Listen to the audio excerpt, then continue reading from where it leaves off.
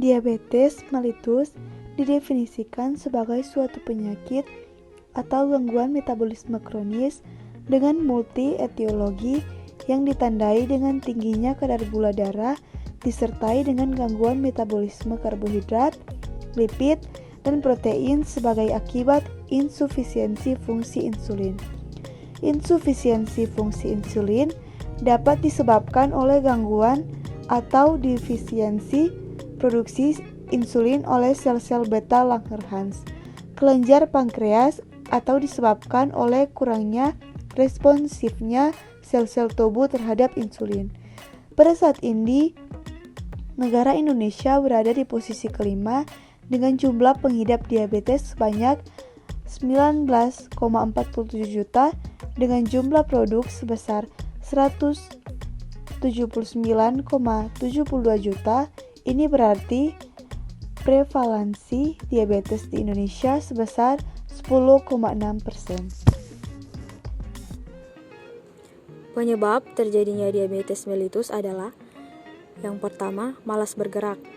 Contohnya, gaya hidup pasif seperti kebiasaan duduk terlalu lama di depan TV, komputer, memilih naik lift daripada naik tangga, dan jarang berolahraga bisa memicu timbulnya diabetes mellitus. Karena semakin sedikit bergerak, semakin sedikit pula kalori tubuh kita yang terbakar. Yang kedua adalah mengonsumsi karbohidrat berlebihan. Makanan dan minuman manis memang sulit dihindari, padahal kita tidak tahu berapa banyak takaran gula yang terkandung di dalamnya.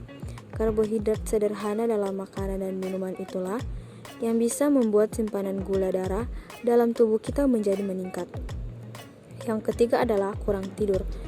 Gaya hidup seperti pola dan kualitas tidur yang kurang baik akan mempengaruhi kemampuan tubuh untuk memetabolisme gula dengan benar, menurunkan kadar insulin dalam tubuh kita, dan menyebabkan diabetes mellitus.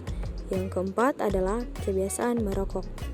Merokok tidak hanya membahayakan jantung dan paru-paru, merokok juga merusak organ hati dan pankreas. Padahal, hormon insulin yang berfungsi mengontrol kadar gula diproduksi di dalam kelenjar pankreas ini. Yang kelima adalah stres atau depresi. Faktor psikologis seperti stres ternyata juga memicu diabetes mellitus. Beberapa penelitian menyebutkan bahwa wanita yang depresi rawan terkena diabetes hingga 17%. Gejala diabetes mellitus. Gejala utama klasik, sering kencing, cepat lapar, dan sering haus. Gejala tambahan, berat badan menurun cepat tanpa penyebab yang jelas, bisul yang hilang timbul, kesemutan, gatal di daerah kemaluan wanita, penglihatan kabur, cepat lelah, keputihan pada wanita, luka sulit sembuh, mudah mengantuk, impotensi pada pria. Bahaya diabetes. Yang pertama, bisa mengakibatkan penyakit kardiovaskuler atau penyakit jantung dan pembuluh darah. Yang kedua, neuropati diabetik atau gangguan saraf yang menyebabkan luka dan amputasi pada kaki. Yang ketiga, retinopati diabetik, gangguan mata atau penglihatan.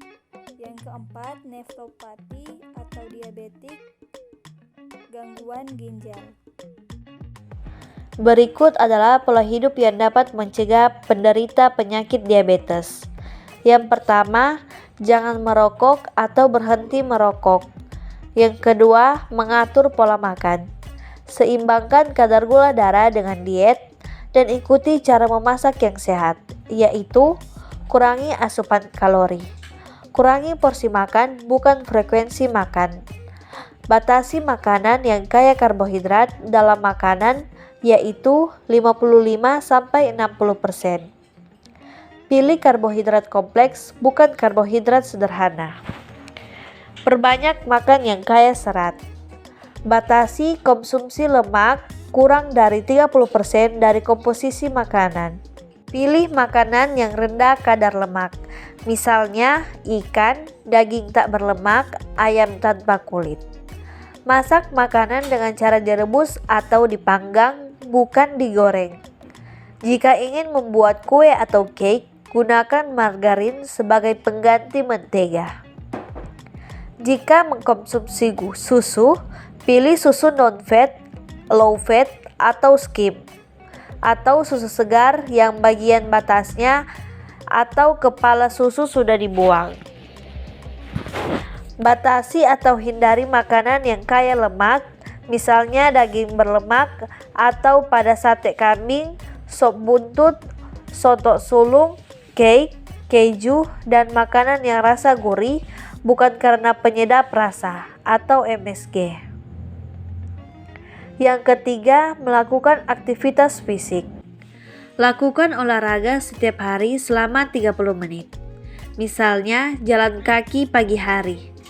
Olahraga terbukti membantu menurunkan kadar gula darah agar tidak terjadi hipoglikemia atau kadar glukosa turun terlalu rendah.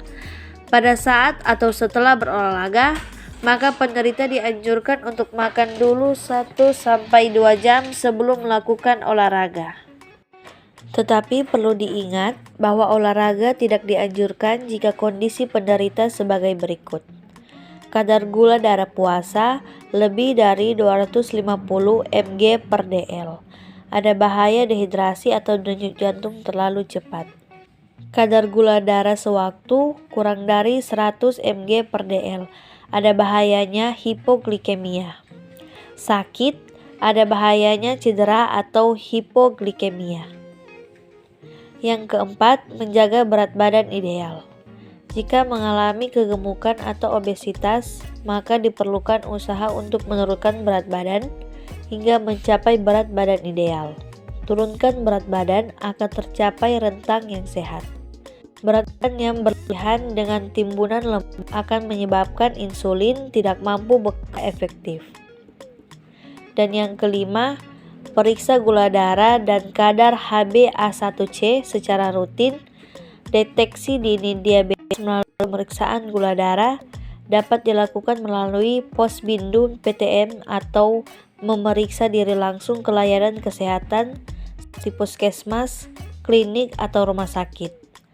Pemeriksaan setidaknya dilakukan 1 kali dalam setahun agar dapat mengenali secara dini penyakit diabetes.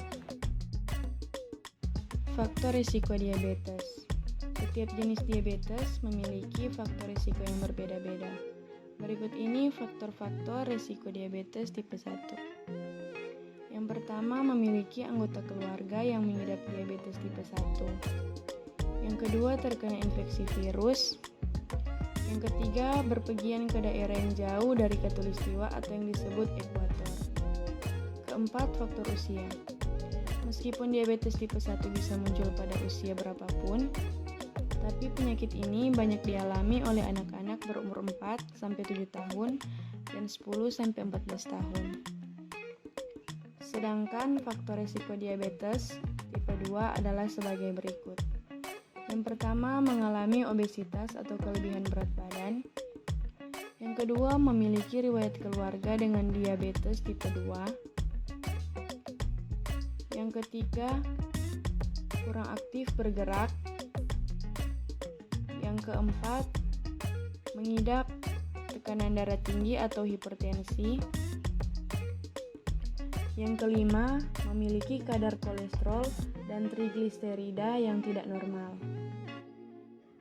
Program pencegahan penyakit diabetes yang sudah berlangsung.